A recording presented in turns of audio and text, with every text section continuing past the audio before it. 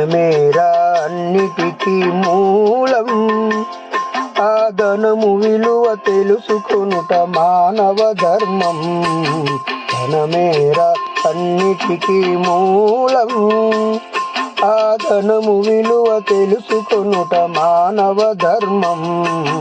ధనమేరా అన్నిటికీ మూలం.